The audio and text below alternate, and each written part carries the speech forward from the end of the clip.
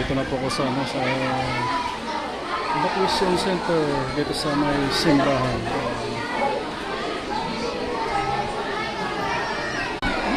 Umusog man yan kada si mama mo man makabatang-batang man. Ayun dito. Kaya dami tao. Ayan.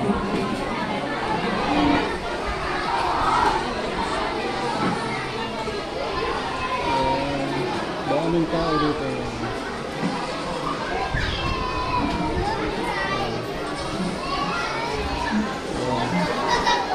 Punong-puno.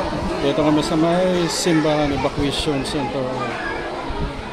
Dito mga magulang ko, mga pamangkin, mga pinsan, nanay ko nakaiga. Ayan, ayan, nakaiga na sila.